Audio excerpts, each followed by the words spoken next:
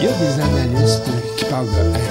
C'est le fou qui est rentré dans une chapelle de Noirs puis qui en a abattu un certain nombre. C'est l'autre fou, l'année passée, qui a fait une synagogue en Pennsylvanie. Ouais. C'est des cas de haine raciale, haine religieuse. Parce que la haine des femmes, vous pouvez mettre ça au même niveau. Je suis pas certaine que premièrement, je pense oui, on peut parler de haine, mais Marc Lépine a été un véhicule. Hein, je veux dire, c'est pas lui comme personne qui tout à coup a développé ça de lui-même, cette idée de les féministes, je les haïs et elles prennent ma place et donc je vais en tuer le maximum. Parce qu'il faut se rappeler que de sa propre main, il a dit qu'il aurait voulu en tuer plus de femmes. S'il avait pu, s'il avait eu plus d'armes, il a essayé de rentrer dans les forces armées justement pour avoir accès à plus d'arsenal pour en tuer encore plus.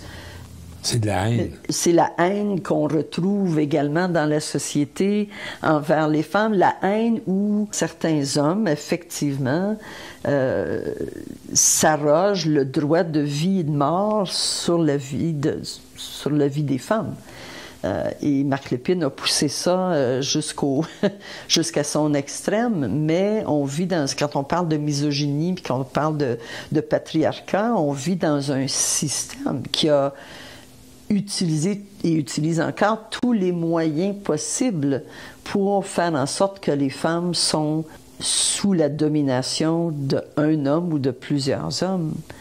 Définissez-moi, comme il faut, le patriarcat avec toutes ces leviers. Soyez limpide. Soyez limpide et brève, s'il vous plaît. Non, prenez tout le temps que vous voulez. Bon, le système patriarcal, je dirais, c'est relativement simple. Effectivement, c'est vraiment la domination des hommes sur les femmes. Installer un système qui donne une valeur différente aux femmes qu'aux hommes. Et donc, pour moi, effectivement, ce système-là, il s'impose de différentes façons. Certaines féministes ont identifié 4 institutions qui sont particulièrement importantes pour tenir en place, en fait, le patriarcat, mais aussi lui donner de la force. Et ces 4 piliers-là sont effectivement la maternité ou l'obligation à la maternité, la question de l'hétérosexualité, l'idée que tu dois absolument être avec un homme, la question du mariage, qui est le complément des 2 autres, où tu dois effectivement appartenir à un homme, peu importe que ce soit dans des structures légales ou non, mais tu dois appartenir à un homme, et la prostitution, tu dois être disponible pour tous les hommes. Et c'est vraiment ce qui colore la vie de toutes les femmes. Hein. Je veux dire, comme je mentionnais, quand moi j'étais jeune, même si le féminisme existait déjà, cette notion de réussir pour une femme, c'était réussir à avoir un homme qui va partager ta vie, avec qui tu vas faire des enfants. On pensait à ça avant de penser est-ce que je veux être avocate ou être enseignante ou quoi que ce soit. La valeur centrale était beaucoup autour de ça. Et donc, ces institutions-là, justement, sont des institutions qui campent beaucoup, effectivement,